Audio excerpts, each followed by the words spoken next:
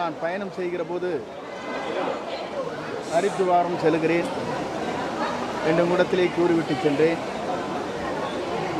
நான் டெல்லி சென்றவுடனேயே எனக்கு உள்துறை அமைச்சரை சந்திக்கின்ற ஒரு அனுமதி கொடுக்கப்பட்டது. அதன் மூலமாக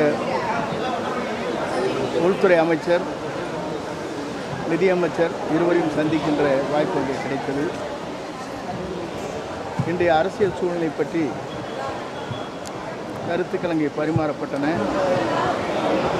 முதலில் என்னோட நன்றியும் நான் தெரிவித்துக் கொள்கிறேன். நேற்றைய தினம் நான் பயணம் செய்கிற போது ஹரித்துவாரம் செல்கிறேன் என்ற இடத்திலே கூறிவிட்டு சென்றேன். நான் டெல்லி சென்றவுடனேயே எனக்கு உள்துறை அமைச்சரை சந்திக்கின்ற ஒரு அனுமதி கொடுக்கப்பட்டது. அதன் மூலமாக உள்துறை அமைச்சர், நிதியமைச்சர் இருவரையும் சந்திக்கின்ற வாய்ப்பு அங்கே கிடைத்தது. இன்றைய அரசியல் சூழ்நிலை பற்றி கருத்துக்கள் அங்கே பரிமாறப்பட்டன. முதலில் என்னோட நன்றியும் நான் தெரிவித்துக் கொள்கிறேன். நேற்றைய தினம் நான் பயணம் செய்கிற போது ஹரித்துவாரம் செல்கிறேன் என்ற இடத்திலே கூறிவிட்டு சென்றேன். நான் டெல்லி சென்றவுடனேயே எனக்கு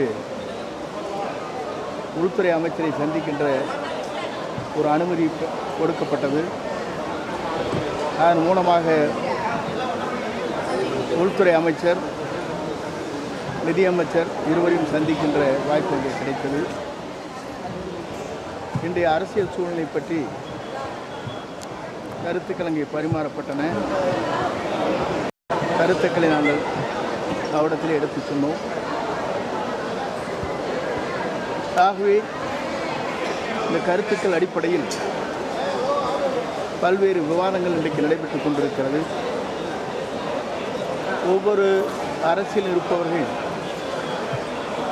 அவர்களுக்கேற்ப தங்களுடைய விருப்பங்களை தெரிவித்து வருகிற இந்த நேரத்தில் ஒவ்வொருவருக்கும் ஜனநாயக உரிமை இருக்கிறது என்ற அடிப்படையில் தங்கள் கருத்துக்களை வெளிப்படுத்துவது, அவர்களுடைய உணர்வுகளை வெளிப்படுத்துவது என்பது உண்மையிலே வரவேற்கத்தக்க ஒன்று.